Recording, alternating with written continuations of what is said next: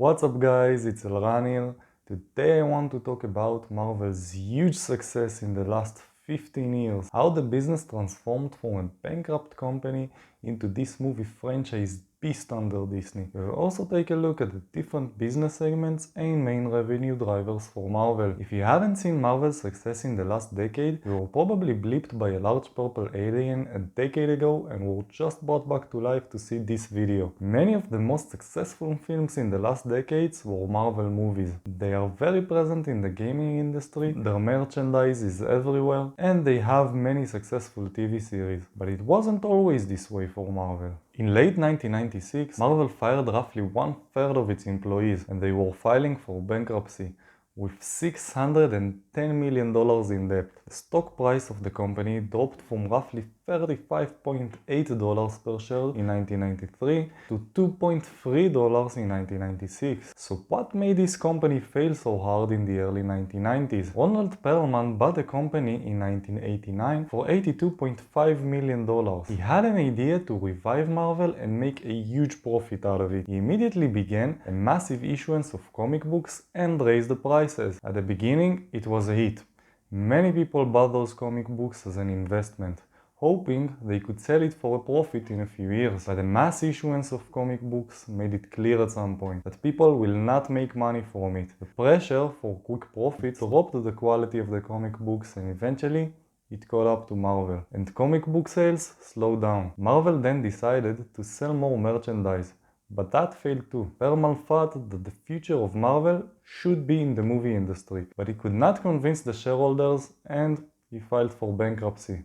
After it was taken private in 1996, it was taken over by Isaac Perlmutter and Avi Arad. They saw the future of Marvel in the movie industry like Perlman did. They auctioned the rights to their characters in Hollywood, but managed to get only bad deals that entitles them to a small share of the profits. The Marvel movies in the next year, like Spider-Man and Blade, were a huge hit, but Marvel only got a small percentage out of the profits. It was only until David Maisel stepped in and proposed to Perlmutter and Arad that Marvel would make their movies themselves and earn 100% of the profit. They were eventually convinced, but it took them years to get the money they needed. When they finally managed to get the investments needed, they chose the comic books enthusiast Kevin Feige as the president of the company. Finally, when everything was in place, they released the first Iron Man movie in 2008, which was an immediate and huge success with a box office of $585.8 million.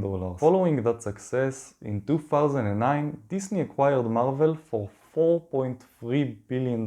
Marvel fans initially outraged against the acquisition. They thought that Marvel would change its nature under Disney. They feared that there will be no more superhero conflicts because Disney wouldn't do anything that could make them look bad to the family demographic. But they were wrong. The next decade was the golden age for Marvel films and merchandise, and Marvel movies only improved under Disney. Disney managed to leverage their synergies with Marvel and transform this company to the cinematic beast we know today. Let's look at what we know about Marvel's financials to see how good that investment was for Disney. Today, Marvel generates revenues from three main business segments. First segment is the Marvel Cinematic Universe. Marvel changed the cinematic industry forever and became a cinematic empire. Since Iron Man was first released in 2008, the Marvel Cinematic Universe released 26 movies, and they were all massive success in the box office. This calculation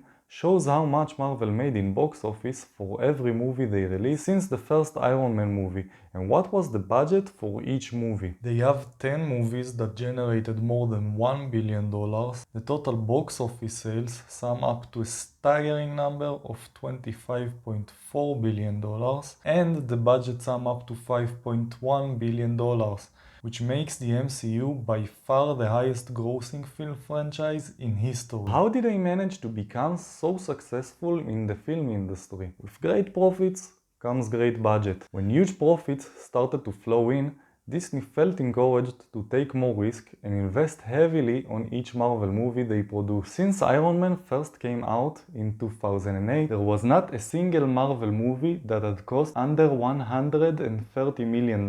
Some of the movies had much larger budget, like Avengers Endgame, that had a staggering budget of $356 million.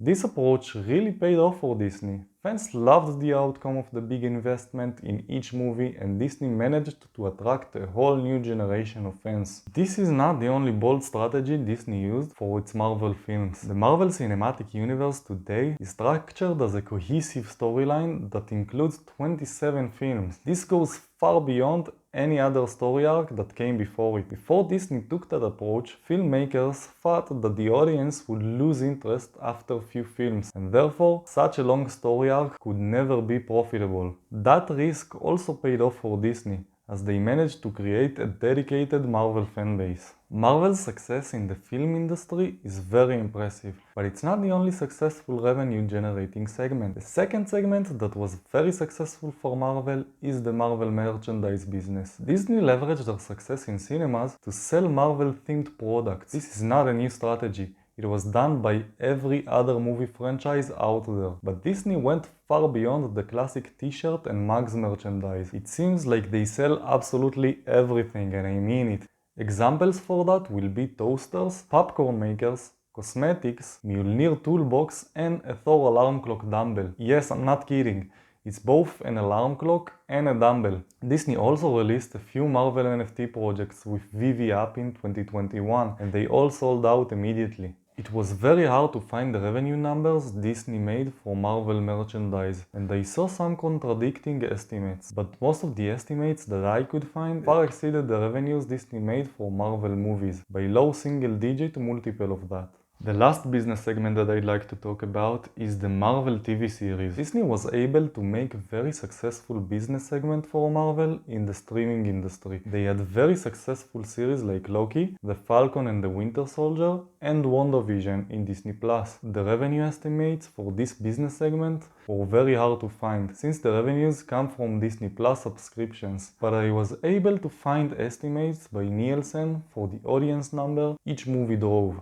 According to Nielsen, Loki drove an audience of 35 million viewers. Falcon and the Winter Soldier had an audience of 28.3 million viewers, and WandaVision had an audience of 30.5 million. Those shows attracted roughly 12 million new subscribers to Disney+, which is very significant to the success of the streaming service. Following this success, Disney has many more Marvel shows coming soon, like She-Hulk and Hawkeye for example. And of course, the same way we saw how Marvel's success in films drove merchandise sales, Marvel shows could do the same in the years to come and generate much more revenues for Disney. Okay, so we saw the numbers of the three main business segments for Marvel, and they also generate revenues for Marvel games and Marvel themed parks. Those numbers are very impressive and clearly indicate Marvel was a very good investment for Disney. Tom Staggs, Disney's former chief financial officer who helped lead the acquisition, said, "People didn't fully understand and appreciate the franchise potential of the genre like we did. We were able to buy it because the industry didn't totally get it either." Thank you all so much for watching. I hope you liked this video, and if you did, please give it a thumbs up. It will help us a lot with the YouTube algorithm. This is our new investment channel where you can learn how to invest, find new investment ideas, and learn about the amazing stories of some companies. If any of this sounds good to you, it will mean the world to us if you decided to join our journey and subscribe to our channel.